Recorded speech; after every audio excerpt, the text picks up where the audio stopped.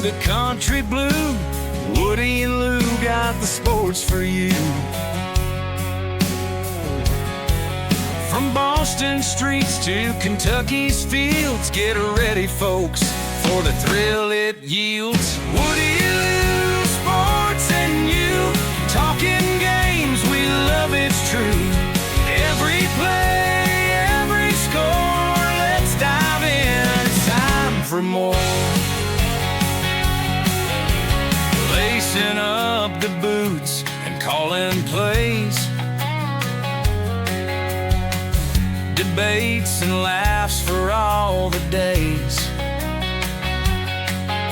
From Fenway Park to Derby Run, sports talk magic just begun. Woody Lou, sports and you, sideline stories coming through. Every cheer, heartbeat soar, tune in now, we'll give you more. Celtics screams to Wildcats roar, touchdowns, goals, and so much more. Grab a seat, enjoy the ride, Woody Lou right by your side.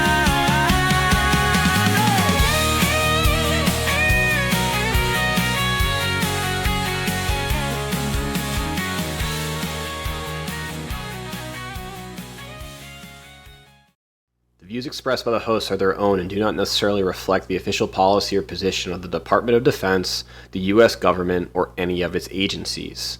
The information provided is for general informational purposes only and does not constitute legal advice.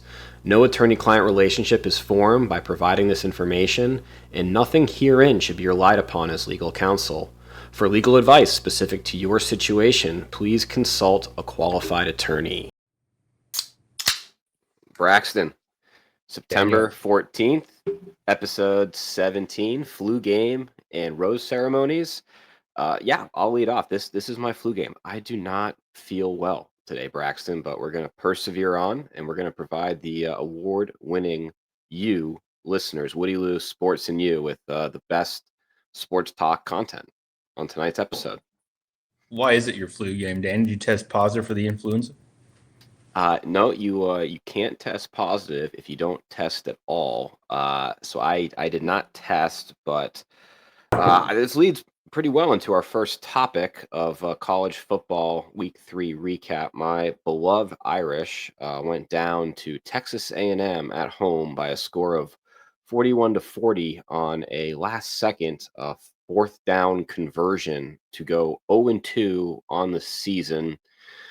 And their playoff hopes are virtually eliminated, and we're only in week 3 of the college football season. So I was a bit in the cups last night, Braxton. That's why I'm not feeling so hot today at 7:30 local time. Yeah, we can lead off with that game, Dan. So last night, Kentucky played Eastern Michigan at 7:30, and girls' bedtime has been floating around 8 o'clock on the dot. So had it on pause, started it kind of late. One of my daughters needed some extra loving, so I was in there with her. I ended up falling asleep on the ground next to her crib. Rhea rose. I had to pause the Kentucky game. Came in, I finished it. And then Kaley had already gone to bed. I transitioned to the Notre Dame game because I'm an Irish fan. That's right. I've now watched. We are indeed. My second Irish game on the year. And so anyway, I watched it. I watched us go down, and what a gutsy call to go on fourth down and then go to the Wildcat. Wildcat makes me nervous. Kentucky used to run a lot of Wildcat circa 2013 through like 2017, and it never worked for a big part of it, except for when we had Lynn Bowden that one year. But got the fourth down conversion, ended up getting a touchdown. I think the play right after that. And then the field goal, Dan. Talk to me what was going through your mind with that field goal and the amount of time that's left on the clock. I've been there so many times before. I'm not sure if I told you this, but so I'm a graduate of the class of 2011 from Our Lady's University. And my class has the distinction of being the losingest class in school history over a 4-year span, the lowest winning percentage. I was there for Charlie Weiss years 3, 4, 5, so post Brady Quinn. And they have done nothing but disappoint since I've been, a student and alumnus. I mean, last season was great. That run through the playoffs with Marcus Freeman in year 3, and the transfer quarterback from Duke, Riley Leonard. That was a fun run. Ran into just a juggernaut in Ohio State, but yeah, games like this, like they just don't, unfortunately, surprise me. I will say this though. New defensive coordinator this season. If Al Golden, the DC from last year, was still the DC, the Irish do not lose that game. Well, so let me get back to kind of my storytelling of the game. So you botched the extra point, which would have put you guys up 47-40, maybe getting the score wrong, but would have put you up 7 points with a little over 2 to go. Missed it, and you have a backup quarter as your holder, backup quarterback as your holder, which is good. And a lot of teams have gotten away from that. I think he had a shot of converting it, but he sped himself up, overthrew the wideout. Good instincts, but the kickoff, the Texas A&M Aggies, they take it back to the house. What were your thoughts? The flag came out, number 17, their tight end from Sweden, got the holding call, which called it back. But were you upset, or did you think maybe this was best case scenario because it gave you the ball back? What was your thought on it? Yeah, probably best case scenario. We got the ball back. And a field goal at that point wins it. Yeah. And you still have plenty of time on the clock. I don't know. After the loss to Miami, I mean, this team it's not the team last year, the runner up. I don't have much confidence in this team, and that's what's going through my head. Yeah, I think it was crazy that tight end, he got the holding call. They ended up marching down the field, just a lot happening as they got into the 10-yard line in. They had the flags started coming out. The laundry gave them some adversity, but then ultimately on a 4th and goal, they reached their other tight end for the go ahead or for the touchdown to tie it, and then all they had was an extra point to seal it, and they in fact did that.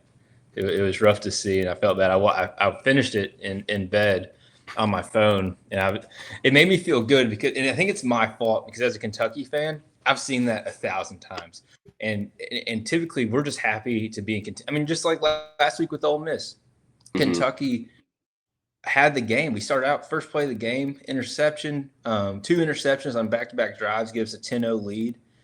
We had the game in a position to win. We held them pretty well, and we still lost. So I'm concerned that potentially my new fandom of the Irish. I was going to say, yeah, the Braxton Mush has been transferred to Notre Dame, and it sounds like you were asleep next to your daughter's bed. But did you see how the game started? It was a block punt for a touchdown. That was the first score for the Irish, and I was like, okay, off to the races. This team is back. All the way back. No, and then I actually had a lot of time to reflect today as I was nursing a pretty vicious hangover as I was lying on my couch watching the NFL, which we'll get into. But this is like the first time since I've been into sports. So the first Super Bowl Patriots won in 2002. So how old was I? I was 13 in 2002. And since then, for the past, 23 years, Boston sports has just been, title town, absolute juggernaut. And, if we're not winning championships, we're in contention for championships. With the Irish losing, and they're most likely not going to make the playoff. This is the first time in 20 plus years that none of my teams there's even like a hope of winning a championship. I was thinking about this, like Celtics, Tatum, he's gone for the year. Like they're not going to compete. The Patriots, not they won today at Miami, but they're probably not going to be competitive for at least another probably 2-ish years with Drake May. The Bruins are they're atrocious, and then the Red Sox. I mean, they look pretty good. They're in a wild card spot. They're going to make the playoffs most likely, but their two top prospects, Marcelo Mayer and Roman Anthony, are both done for the year. So how low, very low probability that they actually make a run in October. I have crocodile tears for you because if you want to break down my lifetime, starting in 1997, I've had 2 Kentucky basketball national championships, one of which was in 98. So excuse me for not necessarily remembering the Nets getting cut down in Tubby Smith's very first season with the Wildcats. So we had it in 2012. I actually had a high school baseball game. So ended up watching like the last 10 minutes of that. And then my other team, the Braves, winning the World Series in 2021. And I guess, my Buccaneers winning the Super Bowl. Buccaneers, the COVID year. Brady brought us a Super Bowl. And I guess 2 Super Bowls with the Buccaneers in my lifetime. So, I don't really have much remorse for you. Kentucky's had 2 10-win seasons in my life. And that's all came within the last, 8 years. So, not a lot to speak of. I mean, I'm not looking for sympathy. That's not what I'm looking for. And you might have gotten that from my tone. I'm just a little lethargic today, but it was just like a realization. And I will say I've been very grateful that my sports teams have been as successful as they've been. I don't take that for granted, but it was kind of like, oh shoot, like I got really nothing. So now I got to find a new team. I mean, maybe I'm all in on Boston University hockey this season, or I'll jump on the Bucks bandwagon with you. But it's just it's not the same. Don't throw the B word. The B word's not really applicable in this situation with me and the Buccaneers, but we can talk more on that later. Braxton bandwagon. We don't throw that around. No, Braxton's never been. I'm a loyal. Loyal is a word. That's right. That's how I would describe you. Loyal. Not bandwagon, but keeping on with college football, Irish lose, Kentucky wins, just a rock fight with Eastern Michigan. Actually, the most offense we've had in like 60 years, so it's good. Defense still gave up well over 20 points. But, I wanted to talk khakis, and khakis didn't make the ticker, I don't think. I haven't seen it. I was hoping just khakis would have made the ticker. That's on me. No, so we had 12 o'clock slate was pretty good. 2 games that were pretty high visibility in my house was the Alabama-Wisconsin game and the Clemson-Georgia Tech. When Alabama and Wisconsin started, because I have YouTube TV, so in the living room, I had it on split screen. Yep. And Kaley just promptly poses the question of, are you seriously not going to let me watch my team, the college I graduated from, by itself? And I said, you're right, but I'm calling a Georgia Tech upset. And 2 reasons I was calling this upset was, 1, I don't trust khakis in his ball club. 2, the Friday night I stayed up kind of late playing college football 26, and I'm in a franchise with Wake Forest. Okay. In my first year up in Winston-Salem, and Haynes King and Georgia Tech absolutely boat raced me. I mean, I think Haynes King threw for like 250 and rushed for 300 on me. Did you get the new one? Did you get 26? Or are you still playing 25? Yeah. No, I got 26. You got 26.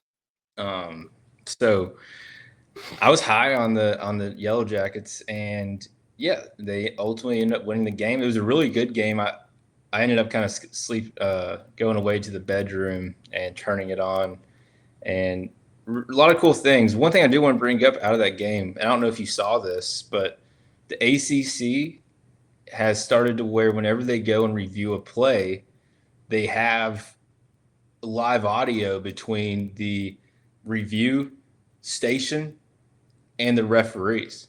It's Oh, live really? audio. It's the coolest thing ever. Down. If you haven't seen this, go on YouTube. So literally, Okay.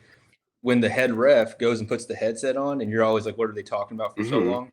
It cuts to the head ref with the headset, split screens it with the control tower, and shows the conversation and shows the control tower looking at the play and what they're seeing. And it's just Nice. the whole dialogue is made right there. And then you see the outcome. It really cool feature that I want to applaud the ACC and ESPN for doing, because I thought it was a really nice touch. That's all. Yeah, I'll check that out. Yeah, I was also doing multi-view on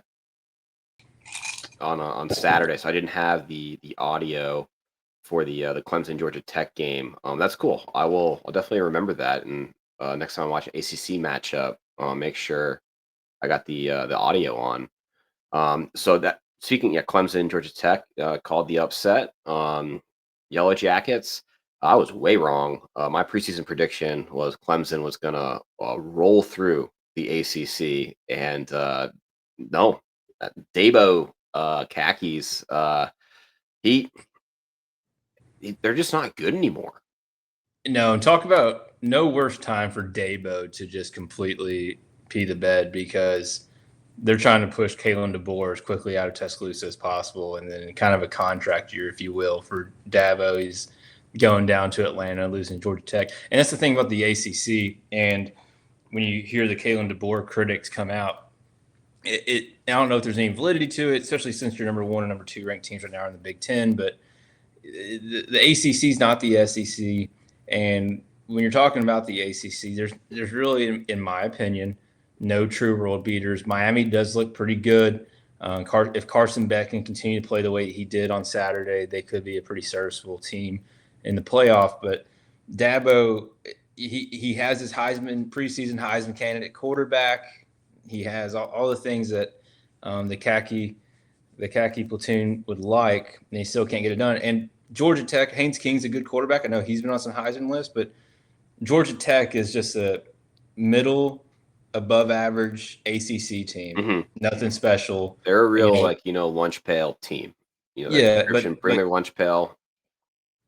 But Clemson of 2017, 2016, 2018 doesn't think twice about Georgia Tech and Haynes King. The same exact, you know what I'm saying? So I think his just philosophy and the way he's handled the transfer portal and recruiting, I think is starting to rear its ugly head for Dabo, unfortunately. What do you think the future holds for Dabo? I don't know. He'll stay at Clemson as long. I truly don't think he would leave for any school but Alabama. But I don't think Alabama would come calling, especially after. No, and if he's gonna have this stance of transfer portal, NIL, that's just, you can't compete in the SEC, and I wouldn't want him.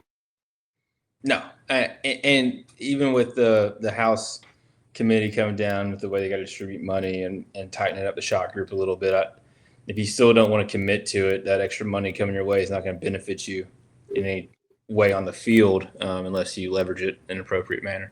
We got some award-winning listeners.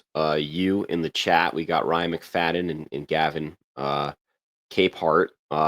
Ryan, eavesdropping was absolutely diabolical, talking about the ACC conversation between the referees and the challenge. And Gavin's contributing, Georgia Tech is equivalent of Kentucky. Braxton, thoughts? I think Georgia Tech beats us by 10, but I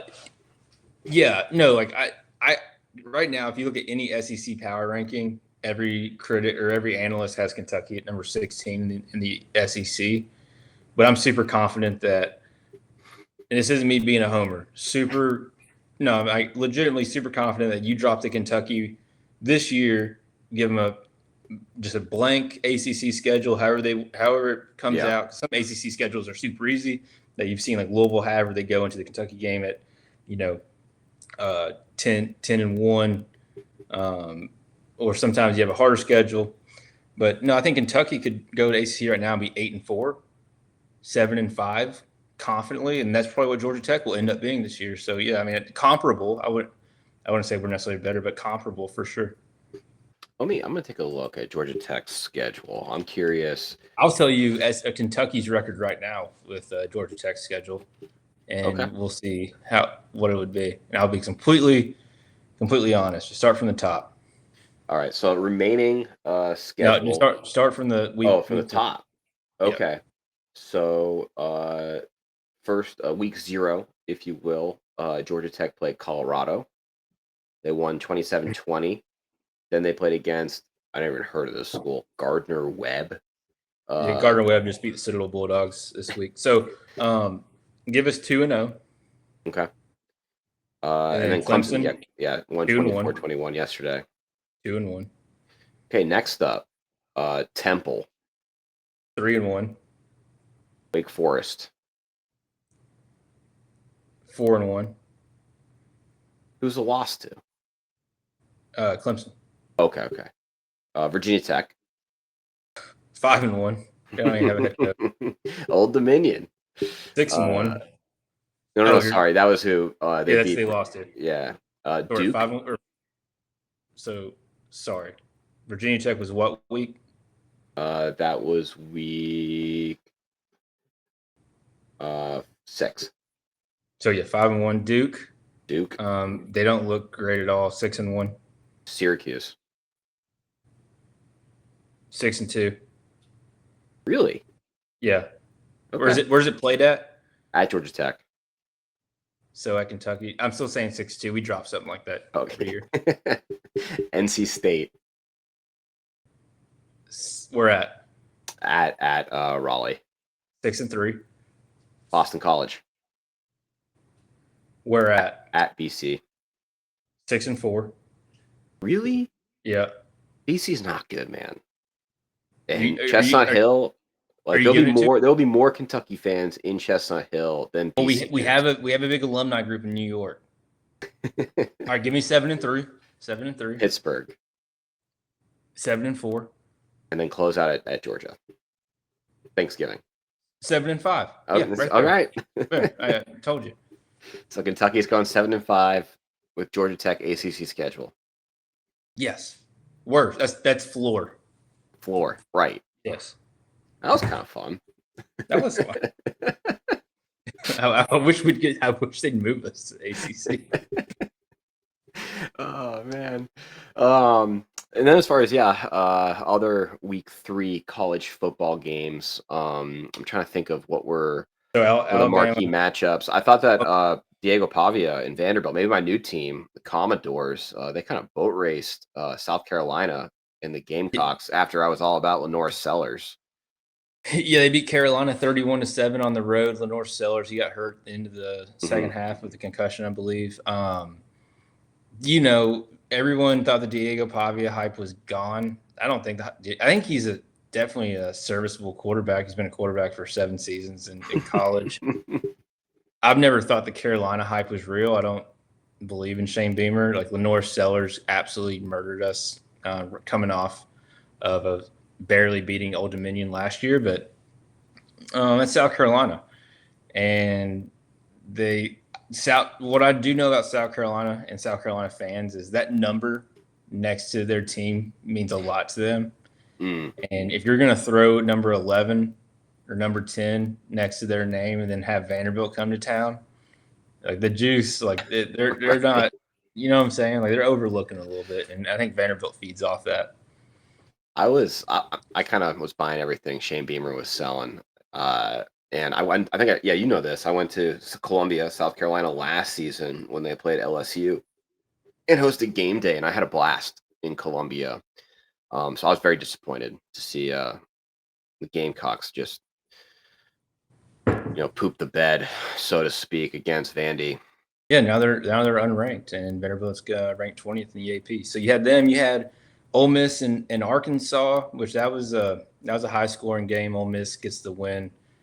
Bringing them to 2-0 in SEC play. Early lead on the SEC docket. And then you had the night game for Florida LSU, which was a game through. I mean, the score doesn't tell you that it wasn't a close game. It was a decently close game. That's with DJ Lagway had 5 interceptions. I think that's right. I can find out. What does Billy Napier make it to the end of the year? No, he does not. And I think what hurts reverse psychology maybe a little bit, and tell me if I'm wrong. DJ Lagway has his coming out party last year, which essentially saves Billy Napier's job last year. Mm-hmm. The way they were able to turn around the season at Lexington, which really kind of juiced them up. Or no, we went to them. So anyway, when they beat Kentucky and they went on a hot streak, a lot of people have a lot of faith in DJ Lagway. He was a lot of people's top 3 quarterback in the SEC. And almost some people would say, like, well, if DJ Lagway plays great and they still lose, that's more of an indictment on Billy Napier. But I almost think the opposite. They're going to now say, like, Billy Napier's the reason of this sophomore slump. Just he's an easy scapegoat. They're like, we have this great quarterback, and he's ruining this great quarterback we have that people are comparing to all kinds of greats. So I don't think he survives this year. I do not. And you were right. He had threw 5 interceptions against LSU. And from Gavin in the chat, LSU offense looked horrendous. Only scored 20 points, and 7 was from a pick 6. Yeah, and you got the ball back 5 times off interceptions, and you still were only put at 20 points. That was Garrett Nussmeier, another Heisman candidate. I think this kind of highlights a bigger part of this early on college football season and the transfer portal era is you have these rankings, these top 25s, and you don't really know what you have. Even through week 3, no one really knows who has what. LSU goes and beats Clemson, and then Clemson goes and loses to Georgia Tech. South Florida beats Boise State, and a Florida team gets them ranked 17th, and they get destroyed by Miami, who did beat Notre Dame. It's just you don't really know what there is yet. Speaking of which, so who is like your Heisman candidate right now? Because I feel like all the front runners preseason, your Arch Manning, Nussmeier, Lagway, Lenore Sellers, Jeremiah Love for Notre Dame. I don't think any of those guys should be the odds-on favorite right now. I can tell you this right now. Like it or not, if Carson Beck continues having 350-yard passing games and doesn't turn the ball over and keeps winning, it's going to be Carson Beck. I was going to say the same thing. If he keeps doing what he's doing, not turning the ball over, Miami, if wins the ACC, he's probably your Heisman Trophy winner. The awesome thing, Dan, is Shannon Dawson, who could potentially have back-to-back Heisman winners, and regardless have back-to-back have back-to-back great years. Former Kentucky offensive coordinator, who we got rid of, and awesome as well. Georgia Tech's offensive coordinator was in contention to become our offensive coordinator over Bush Hamden, who we just hired from Boise State 2 years ago. So that's good. That's good. Also from Gavin, is commenting on Florida's schedule being one of the hardest all time, and then he predicts Billy is gone by week 6. Yeah, and this probably should have been a ticker, but it kind of happened today. Firing these coaches, I have mixed emotions on it. Middle season firings. So UCLA fires their coach after 3 games. They're starting out 0-3. They're bad. They lost to New Mexico. UCLA is bad, and that has to hurt considering they got Nico because Tennessee didn't pay him. Tennessee ends up getting Joey Aguilar, even though Tennessee lost to Georgia. That was a good game. That was a good game. Phenomenal game. Joey Aguilar is playing lights out. He was lighting up Georgia's offense or Georgia's defense. So yeah, and then Virginia Tech, they get destroyed by Old Dominion and they fire their coach. I guess the reason you do it is to show the fans that you too are not satisfied and that change is coming. Mm-hmm. But also, it's almost an indictment on you as an athletic director. Is all offseason you're saying these guys are great and this is who's going to lead your program that you're signing off on just to let them go and put that product on the field. So it depends on how you look at it. You can look at it half full or half empty. But Florida's just crazy enough to where I can see him doing it. This is, he didn't get.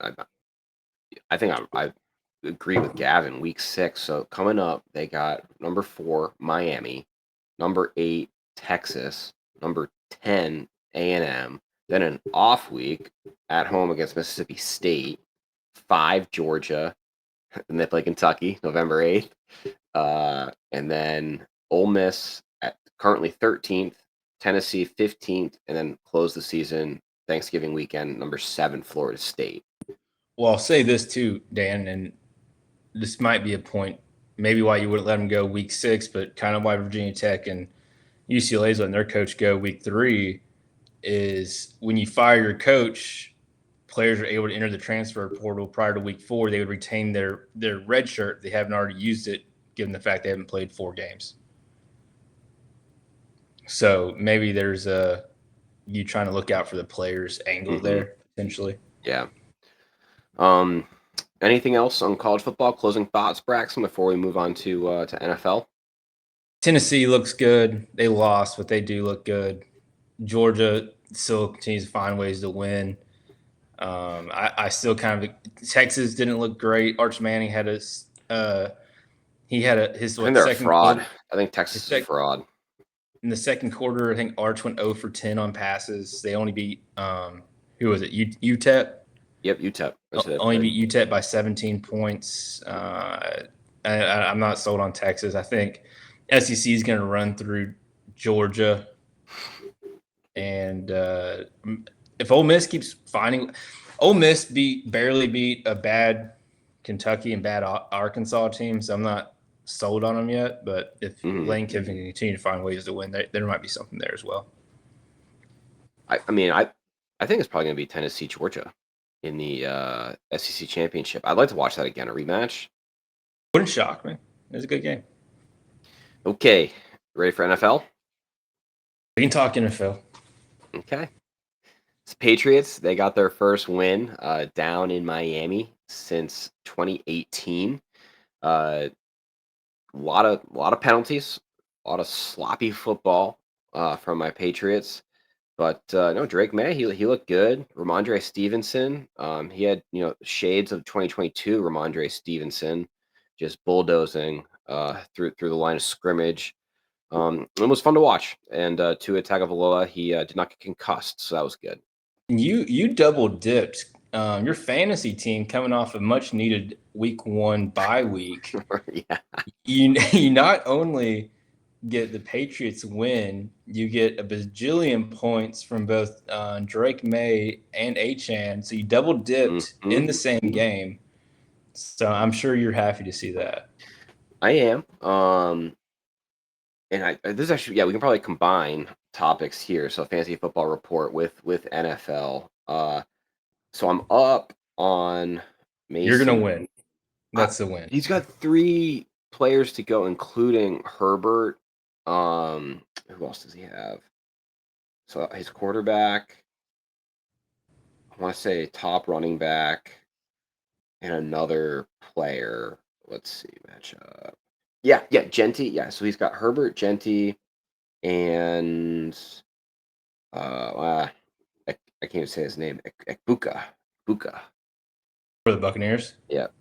He's a buck for the crew, dude.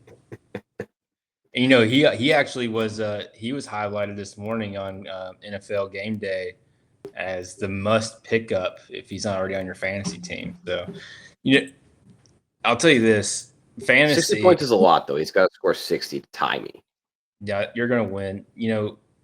Fantasy. Kaley told me this morning that I had to take a break because I was carrying too much. I'm about to start the season 0-2 with one of those losses coming to Kaley. So it's really rich for her to tell me to, stop caring so much. but yeah, I'm just watching Bijan put the final nail in the coffin of me this week, so I can start out 0-2. And the Vikings defense for my opponent. But do you want to talk about George Pickens, Braxton? Producer Kaley is contributing to the chat and wants to know your thoughts on George Pickens.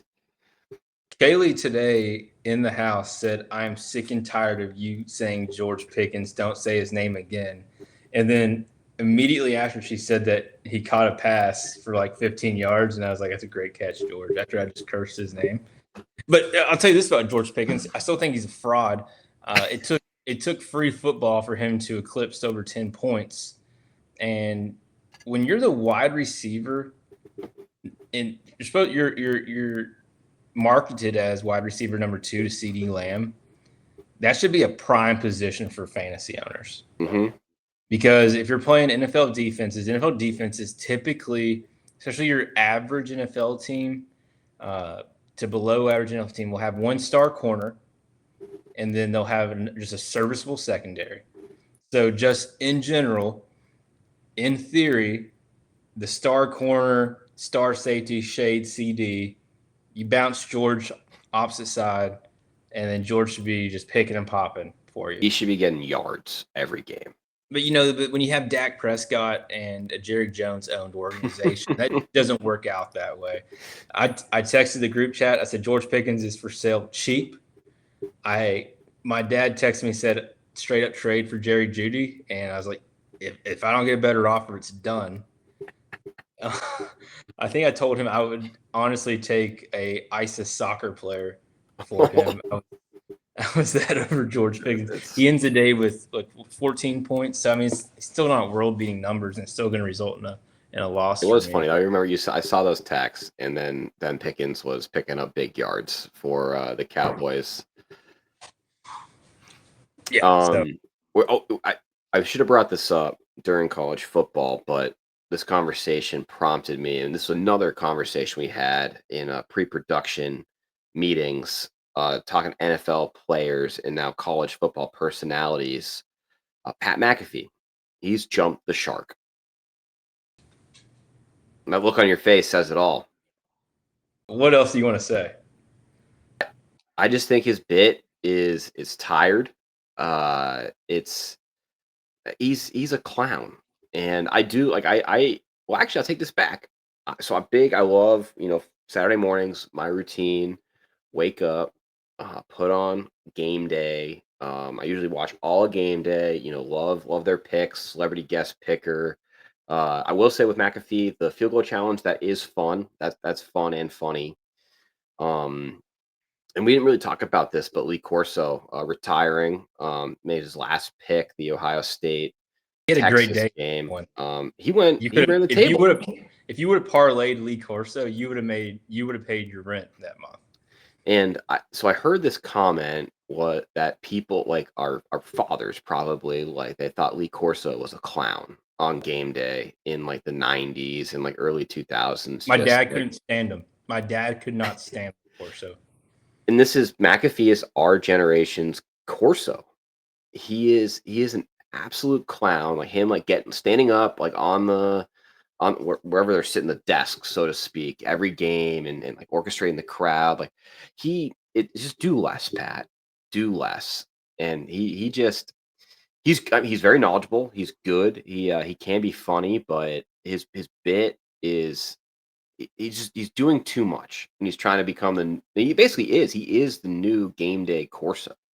This is why, and ESPN or Fox or Barstool or anyone who wants to buy us, this is why I think this is why we're meant to be on the big stage, because we're time zone away.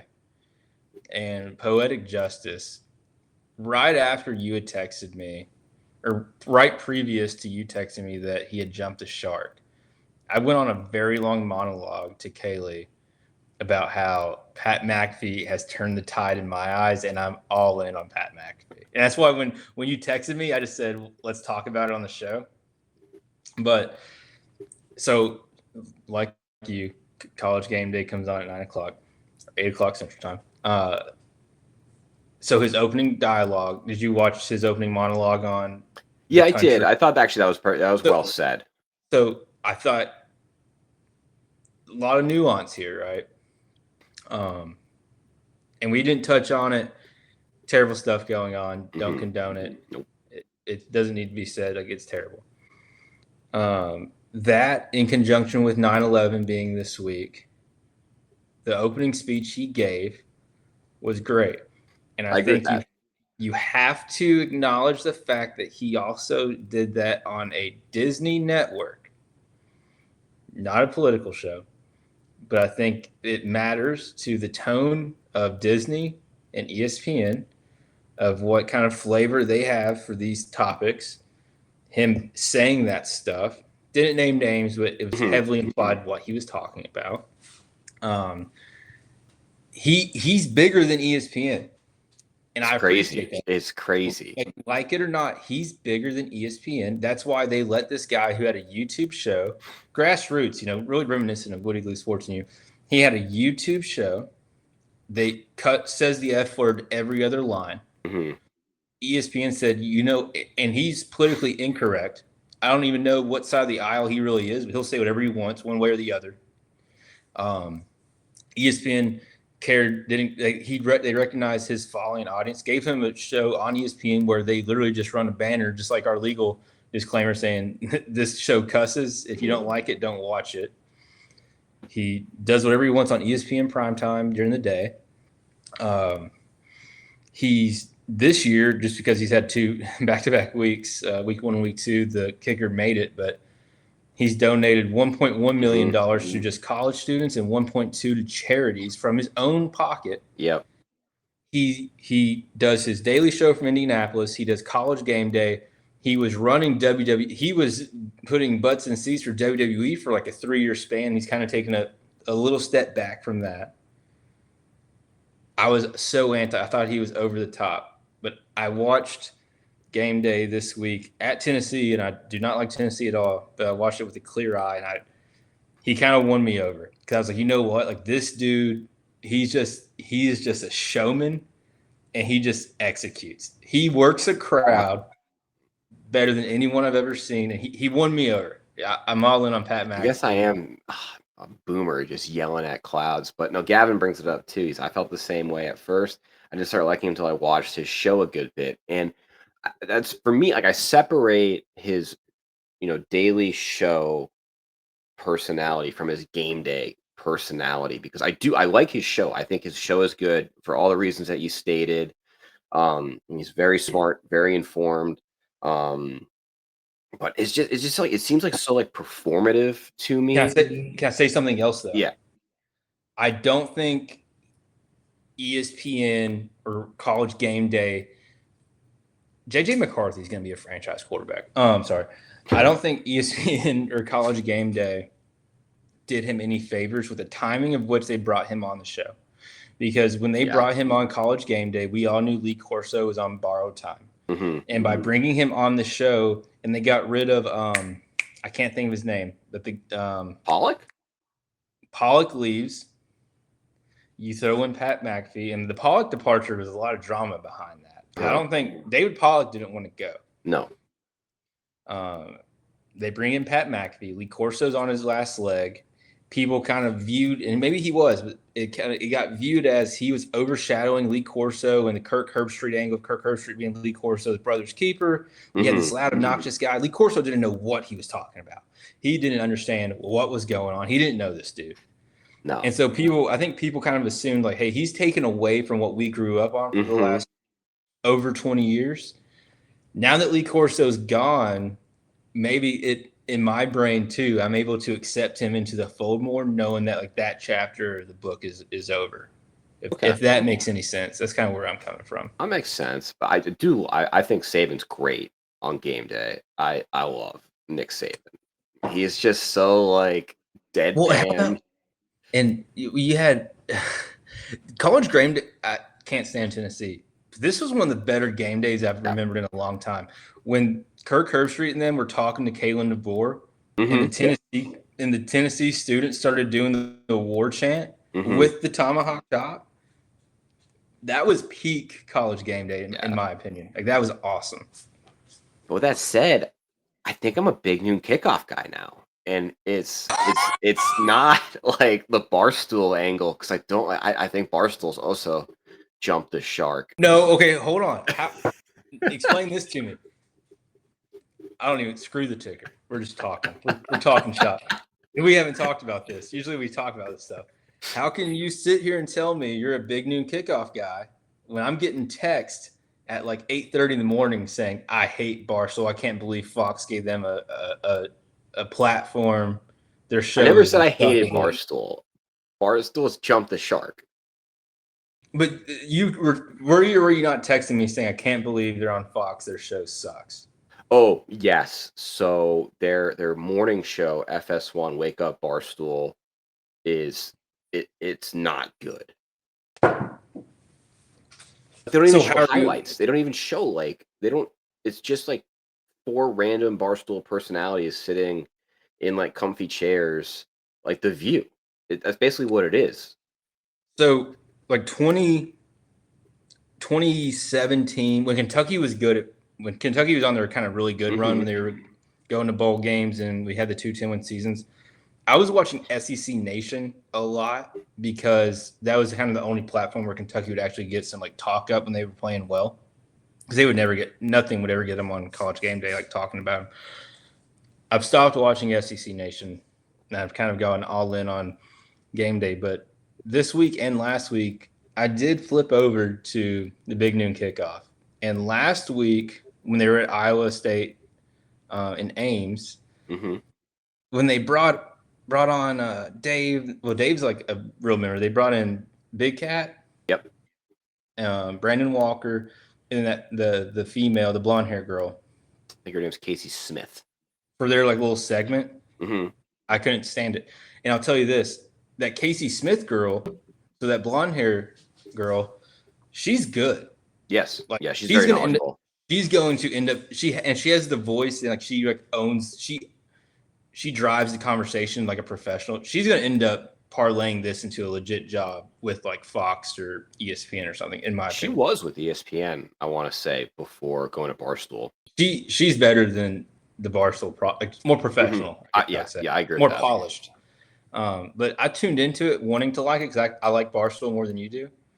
But I didn't. It just seemed like their same little shtick, and I don't think that shtick speaks to like the everyday college football, like the 40-year-old guy who doesn't know Barstool, if that makes sense. That does make sense. I think you're right. So why do you like it now? So big Brady Quinn guy. I think I don't have to explain that. I really like Brady Quinn. I like Mark Ingram. I like Matt Leinart, and I don't know what it is about Urban Meyer. I'm curious what he's going to say and what he's going to do because he's a wild card. Now I will say this: when they're all sitting in their chairs in the little semicircle, they got way too many people. But with that said, when they're sitting in their chairs in the semicircle, the back and forth between Dave Portnoy and Urban Meyer are like edge of your seat conversations because you don't know what's going to come out of either one of their mouths. Exactly. And they're natural born enemies considering the Michigan Ohio State angle. That part is good, but unfortunately the show is a lot more than just those two. I also every time I see like when Urban is in one of those like studio chairs, I just think of him like on a bar stool at a bar in Ohio when he should have been coaching the Jacksonville Jaguars, and I chuckle. And I don't hate it. I don't want to act like I hate it. I'll definitely watch the Big Noon Kickoff when it's Ohio State, Michigan. That will be must-watch TV because you know the Dave Portnoy antics are going to be. They might get him canceled. It might be his last season on the Big Noon Kickoff for that game, but I don't know. And we could go on a whole other hour about Michigan. I'm so over Michigan football, but yeah, I'm surprised that you're a Big Noon Kickoff guy now. So I do the multi-view, and I switch back and forth. I will say that, but I don't know. I just wish McAfee just do less. Is kind of my thing. And maybe I'm just an old man like yelling at clouds and like your dad's relationship with Lee Corso. Can't stand Lee Corso. But I think my dad's Lee Corso hate almost came more from his like Indiana and Louisville ties. Okay, that's fair. I think there was more. I mean, Colts, West Virginia and the Colts. There ain't much to hate on there. No. And that's a good segue. My ex-wife, they used to hate the Colts. Your ex-wife? What? What are we talking about right now? The Titans. Oh, right. So I've officially, me and the Titans are officially divorced. I have always been paying alimony. Well, I'll tell you this. I've never been, my whole life growing up, I've always been all in on Kentucky. I've been a fringe NFL fan. I've always liked the Braves. I've been a fringe NFL fan. Really committed to the Titans. And then living at Fort Campbell was super all in on the Titans, especially Tannehill was crushing it. And that's when like the the chinks in the armor started to show, namely like on Twitter. A lot of Titans fans are Tennessee Volunteer fans. So that crossover relationship was hard. The way we treated Mike Vrabel and Ryan Tannehill, I thought was disgusting from general manager and ownership position. The trade with from AJ Brown in the draft when Elliott was born, ruining Elliott's first birthday, was just crazy. It almost ruined her day of birth for me. Abusive relationship you were in. Yes. And so I'm going to lay it out. I don't even care if we go over. I got to get this off my chest. This is therapeutic. It's okay. And I want you to be honest with me. Absolutely. It's catharsis. We're not on a no time frame, by the way. No, this is going to be a long one, lock in. I was in Tin Roof in downtown Nashville when we beat Tom Brady and got the pick six in his career with the Patriots. I was in Tin Roof as the band is playing F Tom Brady, and we're all yelling in unison with just buckets of high noon on the table, just with friends of the Titan family. I was there. I was all in. I watched us lose in the AFC Championship to the Ravens. I was there. And I was all in. But you push out Tannehill and you push out Vrabel and you push them out while they were still in the seat. Mm-hmm. Okay? They still were serviceable. But for some reason, they started to think that, hey, this guy and this quarterback who just got us to an AFC Championship and have gotten us to the playoffs all these years in a row, when this is unheard of for our very young organization in Nashville. Just thinking that we were going to compete with prime Mahomes and up-and-coming Lamar Jackson. That's not us. I'm pumped that we're getting to the playoffs, but they got greedy. So then you draft Will Levis, which I'm happy about because I'm a Kentucky fan. But you want Will Levis so bad that you're willing to take a very minor Tannehill injury, throw him in, which I don't think he was the quarterback that they needed. It became a bad relationship between him and Mike Vrabel. They end up firing Mike Vrabel. They bring in Brian Callahan with Will Levis's first year. They have an offensive line that you and I couldn't block. They have no talent around them. They get a first-time head coach with his dad as the O-line coach, and they suck last year. Will Levis is hurt. He keeps getting banged up. They were the worst team. So he's playing hurt. They have no scheme. So this season you get the number one pick. You pick Cam Ward because all of last season, Brian Callahan, he gets the GM fired. Rain Carson gets fired. We get the guy, Mike Bergonzi from Kansas City, the assistant GM. Okay. This is our draft. This is our offseason. We're going to get these offensive linemen. We're going to get these players around them. We're drafting Cam Ward. He's our guy. Will Levis comes out like right before training camp that he has a season-ending injury. Okay. All last season, every time we lost, and you can see it on the sideline, Brian Callahan's yelling at Will Levis. He's blaming Will Levis. Without saying this is Will Levis's fault, every reading between the lines, every comment, every emotion when asked about Will Levis, this was on Will Levis. We don't have a quarterback. The O-line needs to be better because his dad's the O-line coach. That's as much as you're going to get out of him. So this year you get a better O-line, right? You get your quarterback. That's your quarterback that you wanted. Even though I told him not to get him. I said if you keep the number one pick, you don't get Shador, you don't get Cam Ward, you trade back and you keep rebuilding. No, we want Cam Ward. So you draft Cam Ward. And then these first two losses, here's the funny part. And here's the thing. These Tennessee Titans fans are also Tennessee Volunteer fans. And they're quick to jump ship, brother. They'll fire you. Look at Lane Kiffin, Butch Jones. They'll fire you, son. They'll get you out of town. They've all turned on Brian Callahan. And Brian Callahan goes to the podium. He can't blame Will Levis, brother. This is his team. But you're on Twitter. You got all these people saying they're ready for Brian Callahan to go. And I got on the Woody Lou Sports and You Twitter, and I started commenting on stuff. And we've got a lot of traction. Because you know what I said, Dan? I said, it must be really hard to go to a press conference where you can't blame Will Levis and make promises for next year because you just had the number one draft. You just got the GM that you wanted. You had your whole offseason, and it's not on the players. His play calling and game management, that's on you. So all the things you wanted to blame Will Levis for last year, hey, guess what, brother? The curtain's down. It's on you. The fans have turned on him. I'm out. I've divorced my old ugly girlfriend. I got this hot thing down in Tampa Bay, son. She's sun-kissed, baby. She's sun-kissed. I got Baker throwing the ball on Monday Night Football. and I'm fired up for the crew. I'm in the official Instagram page. They asked me. This girl wanted me. She DM'd me. I'm all in on the Buccaneers. We're going to the NFC Championship. You might see us in the Super Bowl. Buck up. Buck up. That's right. You didn't even talk about Derrick Henry either. I don't want to broach that. Derrick Henry's begging to go to Baltimore for the trade deadline. You don't do it because we're not making the playoffs. You let him walk, all that money, you don't get anything in return. I think I've already talked about that in a previous show. So from the chat, you're getting really fired up for this to be an X you're talking about. That's from Gavin, and then Miss Patsy Gudgel. Preach it, Braxton. It's Sunday. I'll say this. I was on Instagram today, if you will, with my ex-girlfriend. I wasn't stalking their Instagram story and seeing the post of the new boyfriend. I did listen to every second of the Tennessee Titans game on the radio. just to see how, you know how it is when you first break up with someone.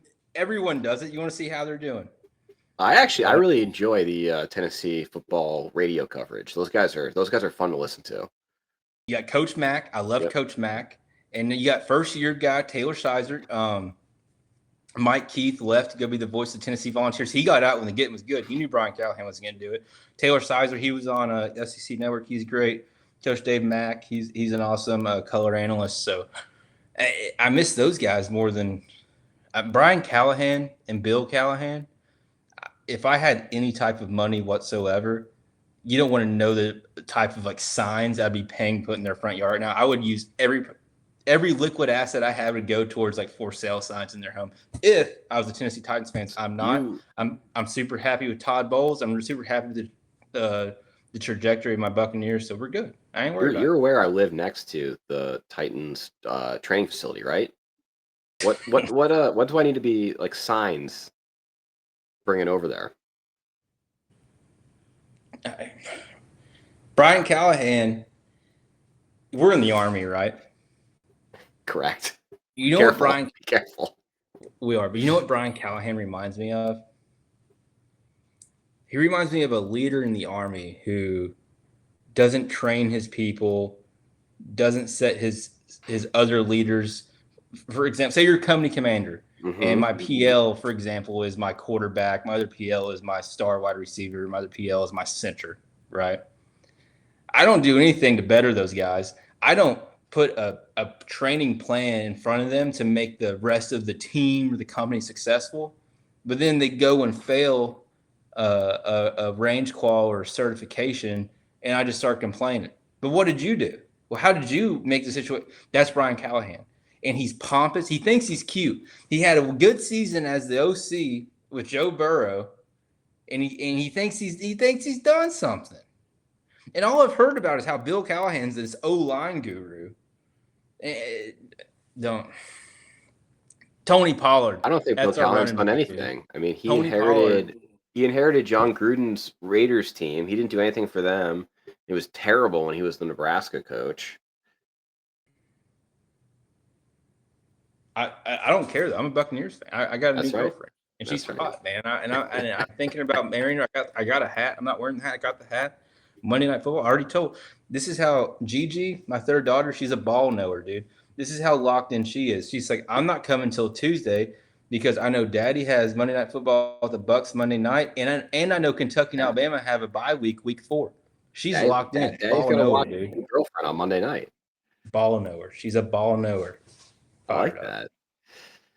So we went off the rails. That's okay. That was a fun aside. I haven't seen that Braxton Lewis passion in a while, and I'm kind of I got a chill up and down my spine.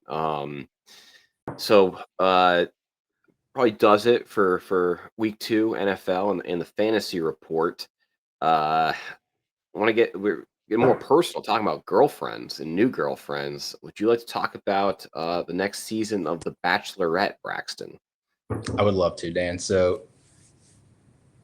Taylor Frankie Paul. Don't we just love this girl? I mean, nuts. Just a tan brunette, understands social media, dance a little bit. Good head on her shoulders. You know what I'm saying? Mm-hmm. Limited trouble with the law. Limited trouble with the law. She's Some would say passionate. She's passionate. you took the words out of my mouth, Dan. Some would say she's passionate. She is into a deeper connection. And I know a 36-year-old bachelor who is also he's attracted to people who are passionate. Woody Lou, Sports and You. He loves the commitment to the game, and he's looking for love just like she is. I would argue, hear me out, Dan. You have this late 20-something, bless you, unconfirmed she's still Mormon. I haven't watched the new season. I don't know if she's still a participating member of the Mormon Church. If she is, that's awesome. But you have this 36-year-old on that, Elder Lewis. You're a big BYU guy. Oh, I haven't watched the new season. And she's never really came out and said it. They talk about it, but anyway, you got this 36-year-old Northeastern man who is a Esquire attorney, Army officer, Notre Dame grad, Boston University grad, works in a very very high operating organization. Just great guy. Very swell. Sounds good on paper. And he's looking for love. So this is what we did, chat.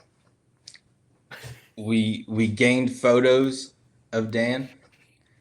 We got some personal information required.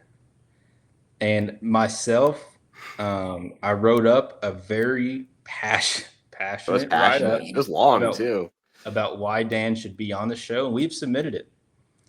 So fingers crossed. I told Dan to put the podcast in the bio of his Instagram because he has a very limited social media presence. They really care about that. But I think, Dan, Spin Zone, she's known for this mom talk and her social media presence. Would that awesome guy who I just laid out on paper, you couple that with the fact that he's not in social media. He doesn't watch reality TV. He's too busy being a high functioning individual in society and for the country. Like, she needs someone like that. So we submitted you for the Bachelorette. Fingers crossed you get picked. And you know, Dan, we haven't talked about this, but when they get their pool of people, sometimes you might not get picked for her season of the Bachelorette, but what if you became the new Bachelor? I can't fathom dating how many women at once. You would just go every time they'd walk away. You just go.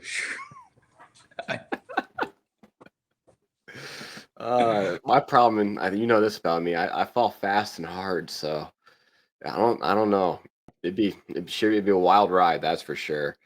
But thinking about if I were, to be selected and were able to, navigate that with my military service, I think we're on the same page as this as far as biggest concern. This is after last night too. I do enjoy juice of the vine, so to speak. A cocktail here and there. I can't be that guy that's just bombed night one. And it's like, there's the classic guy that's like asleep, like snoring, like. But you would be like, okay. So have you ever seen a season of the show? Of what, The Bachelorette or Mormon Wives? No, The Bachelorette or The Bachelor. One of those two. I had a bachelor. So not fantasy report. I was in a Bachelor fantasy league, and I won Matt James's season. If you don't get picked up for this season of the Bachelorette, we got to do that. Okay. Locked in. So the only season I ever watched was with Hannah Brown and Pilot Pete and the silo and all that. But my question is, and I asked Kaley. So when like the show starts, like episode 1, they have they show the background of the person. Mm-hmm. I 100% will be in your Nashville apartment for that day of filming. Yes. I will get my TV time.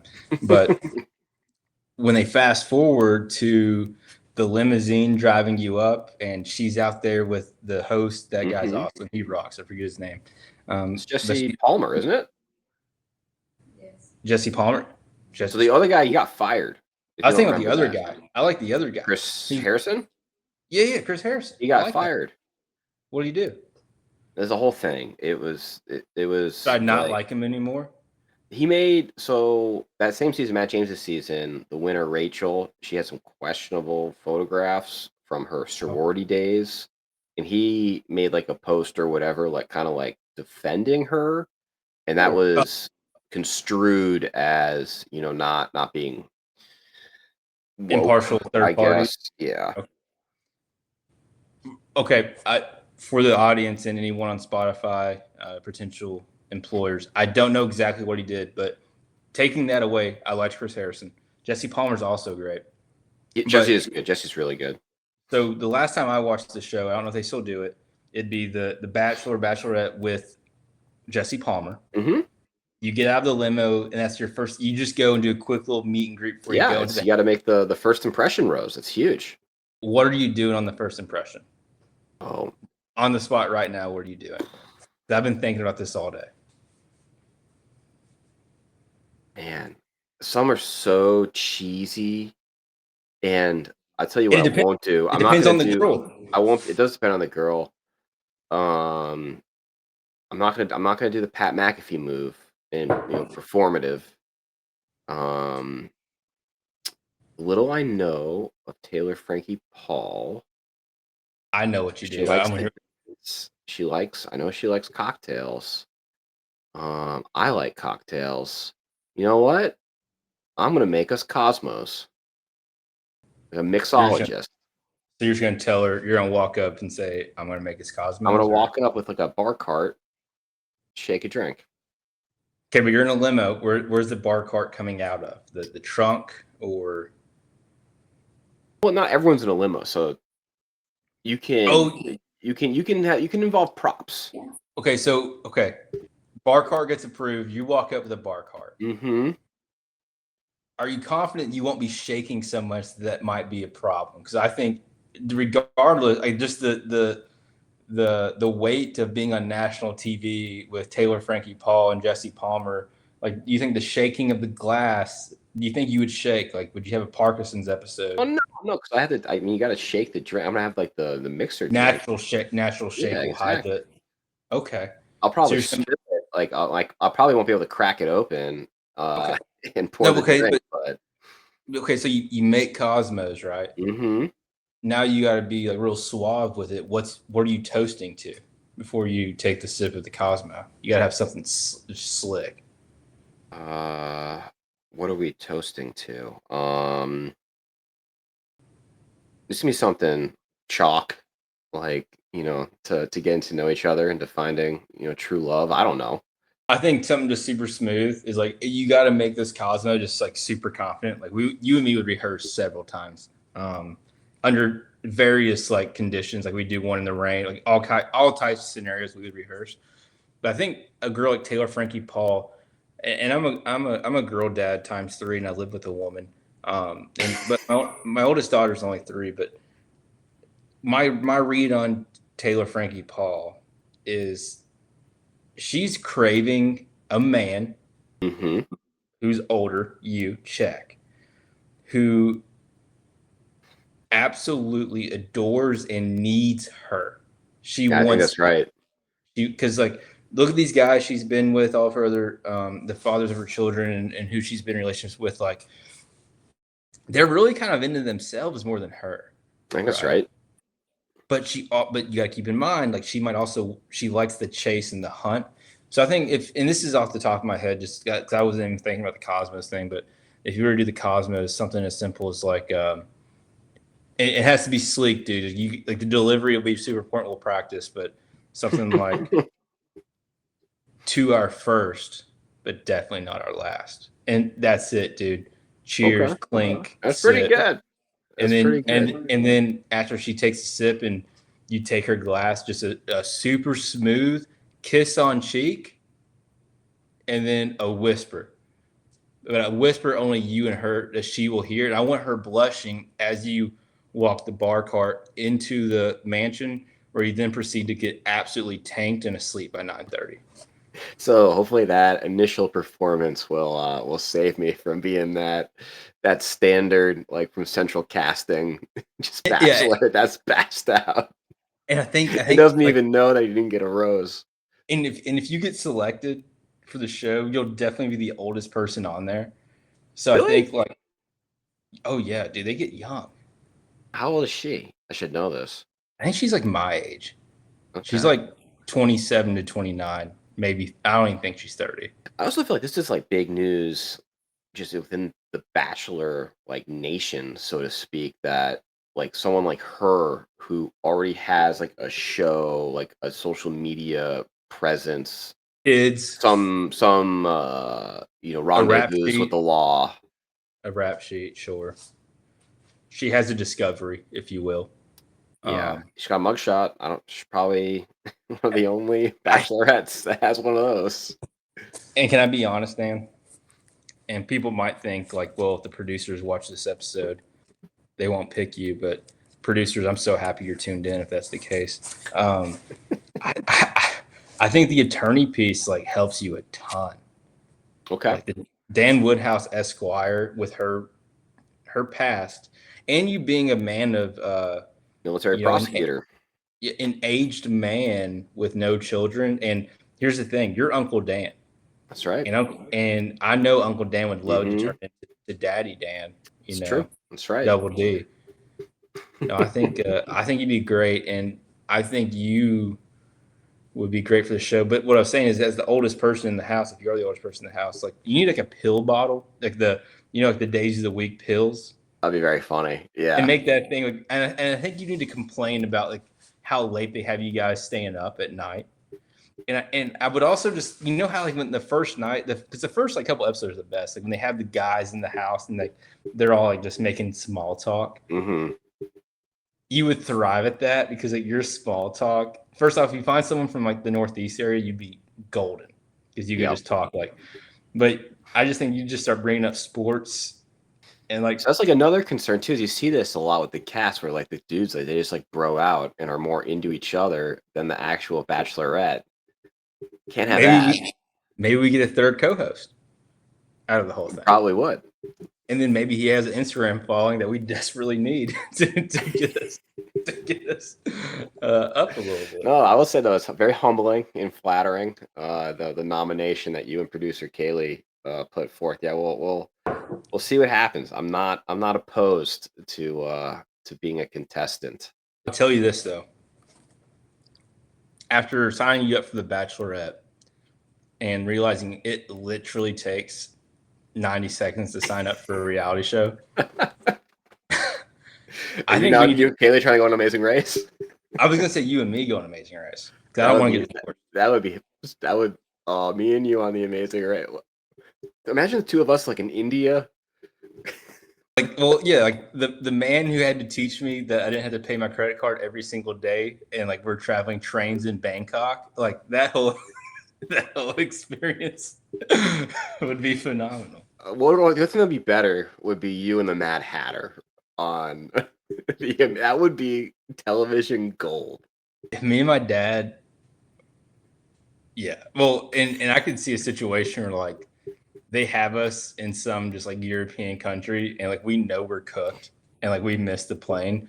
After me and him just like absolutely yelled at each other and almost came to fisticuffs, like we just end up going to a bar, and like the film crew's like, guys, like you can't just like stay at this bar. We're like, no, like we're staying at this bar right now. We're just gonna lick our wounds. We'll figure out a way back home. I could just picture it like the filming is going on during March Madness, and like Kentucky makes a run, We have our and phone you on the guys Kentucky are game like as you we're find trying like to the only bar in like I don't know, the Czech Estonia. Republic that's playing Kentucky basketball, and you just don't even care about like the checkpoints. Oh man, what's chat saying? We just got some stuff about Jesse Palmer. Chris Harrison got fired. All right. AKA the Mouth of the South. I don't know what that's in reference to, Yeah. Gavin. Do you know what that is, Braxton? Yeah, so on College Football 25, you own that game. I do. Jesse Palmer's a commentator, and I don't know if it's a bug, but he doesn't shut up. If you have him on your game, on a video game, like he does not shut up. And he'll make you want to just like mute the audio. I guess, yeah, when I play, I use a Spotify app like in the Xbox, and I just listen to music. Dan, I'll tell you this, man. And this is, and maybe I'm getting emotional because I'm about to have my third kid. I could have a penny in my pocket, right? I could have 1 penny to my name. My checking account could have 1 cent. And I'm the richest man because of my wife and my kids.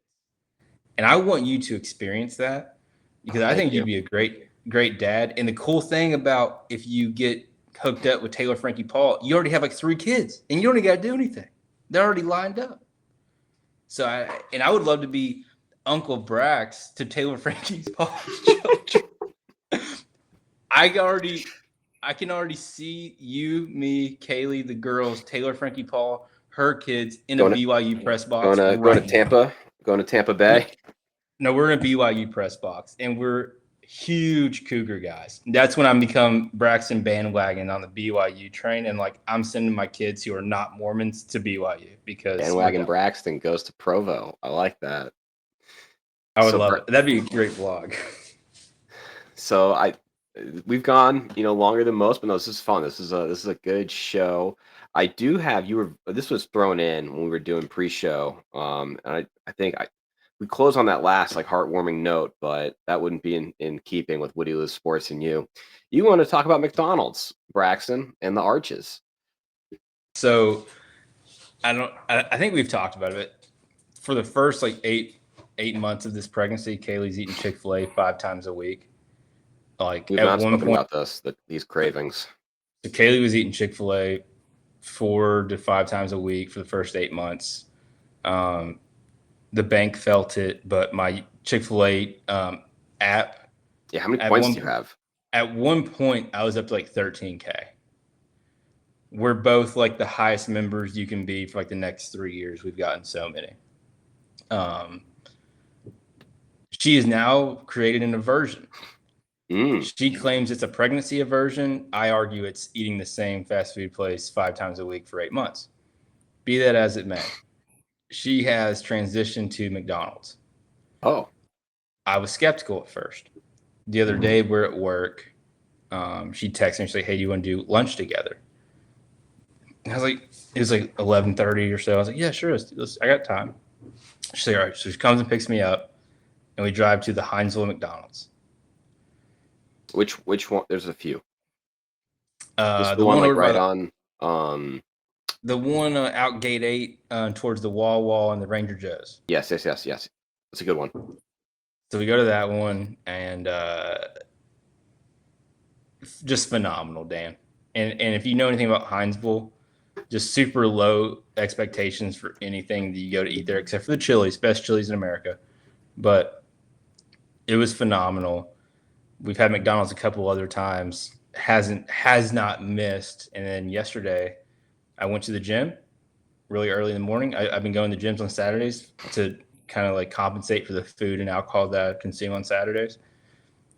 After a gym, went straight to McDonald's, got everyone breakfast. I got 6 different things, Dan. I had McGriddles. I had bacon, egg, and cheeses. I had sausage burritos, hash browns.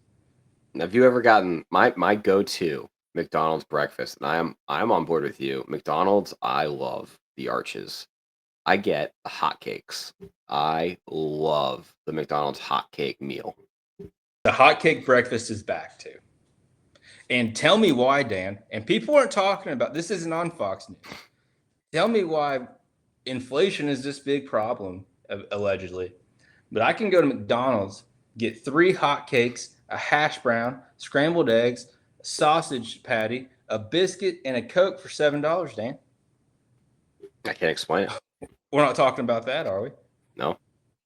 So, McDonald's is back, and what's your lunch order? What's Kaylee's the lunch order? Kaylee's lunch order is a 10-piece McNugget with buffalo sauce. That's a good order. The other day when we went, they had a McValue meal option. Mm-hmm. So I was able to procure a spicy McChicken with a 4-count nugget and a fry and a drink for like $5, which was a great deal. That's the other thing too that goes unnoticed, like on the McDonald's app, like all of those like specials or whatever. The McSpecials, dude. Yes. But if you're go-to, go ahead. No, okay. So like if my like take out the McSpecials, if it's just like what's your like we're going to dinner to McDonald's, Big Mac meal number one. Yep. Number one. And you know McDonald's, and I think we've talked about it. I get sentimental. I told Kaley this because since we've been eating McDonald's, like the best McDonald's I have had to this day in my life was that McDonald's that you and I had on the tarmac in Poland before flying home. You just like opened up a whole box. I didn't think we were gonna go. Poland McDonald's. Talk about cream of the crop McDonald's. It slapped different in Europe, in Poland. Breakfast, you gotta open up your palate for the breakfast, because the only thing for breakfast they have there that's similar to America is the McMuffin. Mm-hmm. You're not getting a biscuit. You're not getting a McGriddle. You're getting a McMuffin, or you're getting like a quasi wrap type deal.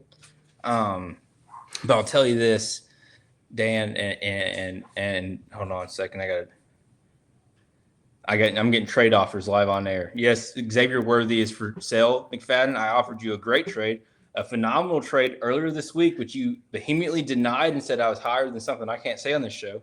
But send me your offer. Xavier Worthy's for sale. But Dan, so we were sitting on the tarmac. This is when Woody was Sports News was born, if you remember correctly. We manifested 12 hours before we actually took off. That's what I'm about to get into. So we're on the tarmac. It's like 6 p.m. We're supposed to leave like at 7 p.m. The decision comes down, hey, flight's delayed. Like we're on standby. There's a McDonald's not 50 meters from the tarmac, and you just had to leave a gate to get there. You and me had a little piece of real estate against a wall, which we had a real good space. So our backs were supported. We were kind of away from the masses. So you said, hey, I'm going to go get us some McDonald's to keep our spot. I said, sure. So I think I got their McCrispy chicken sandwich, which their McCrispy chicken sandwich in Poland is better than any Chick-fil-A chicken sandwich, in my opinion. I mean, phenomenal. But anyway, you get us at McDonald's, and something about the weather was phenomenal. It was, what was it, April? It was May? It was May. It was May 18th, 2023. I'll never forget that date when we came back from Europe. For what it's worth, May in Poland is a phenomenal time. It was gorgeous. You're not getting higher than 78 degrees. You're not really getting lower than 55. Great month. You go and get that McDonald's. McDonald's is tasty. And we took out a Write in the Rain notebook, which you have any military experiences, like the Premier notebook. And I said, Dan, you and I have grown a lot together these 9 months. We like sports. What if we talk sports? So I wrote out, I forgot what the name of the show. I still have that notebook. For next episode, I'll find it. And I just wrote like a little monologue at entrance, and I said, what if we just did this and talked about sports? And we ate our McDonald's, and we talked about making a sports show, which 4 short months later, we finally went live by the grace of God. That first episode, going back into the archive, it was ridiculous. But yeah, man, that McDonald's was great. That's where we opened the show up, and you can't beat it. McDonald's is all the way back. I don't care if they're big corporate, big government. I'm all in on McDonald's right now. And yeah, no sponsorship or endorsement, but we'd love to have McDonald's as a sponsor. Sports in you. That's I'll have the ba ba ba ba go off every time someone comments in the chat. I don't care if the whole show is that.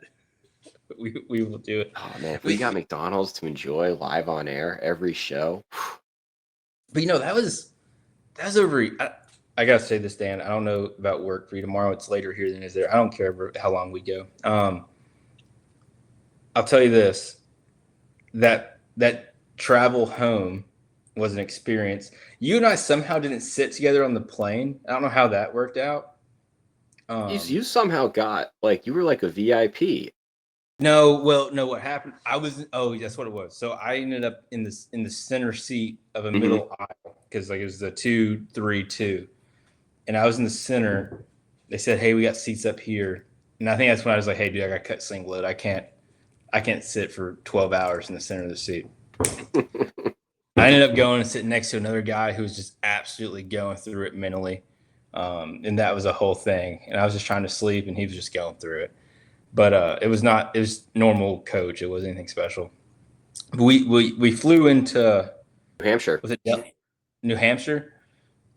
I remember we flew into New Hampshire, and we went straight, like, we didn't step outside. You went straight into the little thing. We just had a reception area. They had the people giving us the little USO, they were great. USO gave us the flag. They had coffee.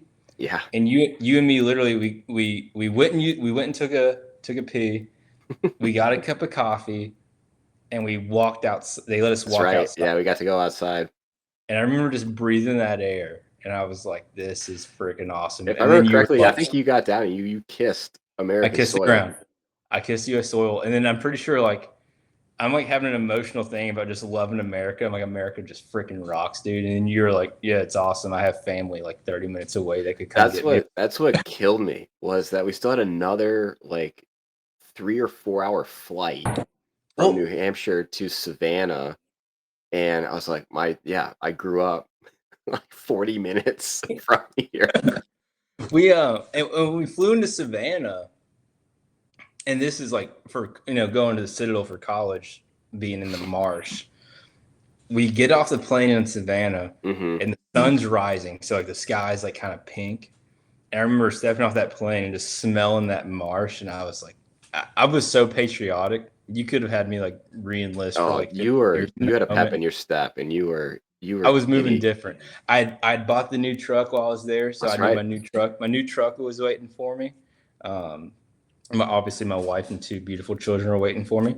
But it was awesome. And that's almost 15 months ago. Yeah. That was another thing too. So yeah, we landed at Hunter Army Airfield, which is probably an hour-ish with traffic. Yeah. With traffic. And it's like we drove past my new apartment, and I was like, this, once again, the Army is just making me go out of the way. Well, Doge wasn't a thing yet. That's right. It was not. Do we got anything in the chat before we keep going? I want to make sure the No, chat. just apparently we're doing a good job of selling McDonald's. Everyone's commenting about, they want a Big Mac. Sure, can't beat it. And I'll say this: when Kaley and I were driving, we drove up to New Jersey and back over the summer. We stopped in La Plata, Maryland, which is where Michael Serpico, who I'm playing in fantasy this week, is from. We're in this town. There's a McDonald's on the left, and 100 meters up, there's McDonald's on the right. So we stopped at that McDonald's. And I remember texting Serpico, and he told me I stopped at the wrong one. I had a 50-50 shot. He would tell. It doesn't matter which one you chose. He was going to say that you chose the wrong one. But no one spoke English. But there was like multiple language getting spoken. None of them were English. And there was one of those where you don't order like to a human, like Poland, how you screen. Well, in Poland we ordered on the screen because they had English, but like there it was like that's just what you did, and it was disgusting. Ooh. But the thing is about McDonald's is when you find a good one, when McDonald's is at its best, and the people put their effort into it, you can't beat it. Like great McDonald's can't be beat. But you got to understand going into it, like this might be the worst meal you've had in a month, but it might be the best meal you've had in a year. You just don't know. When McDonald's hits, it hits. Well, with that, Braxton, I think it's a good time to close out the show. Any final thoughts for the award-winning Would You Lose Sports and you listeners? No, man. Episode 17. 17 is an awesome number for me. I have it tattooed on my arm. So hopefully this episode was enjoyable for the viewers. I know we went a little long. Hopefully we're going to share it on Facebook, Twitter, YouTube, Spotify. Make sure you share it, show it to a friend, have them like, subscribe, and tune in for more. And tweet at McDonald's. Ba-da-da-da-da. All right, Braxton. Good rest of your night. Everyone have a great week.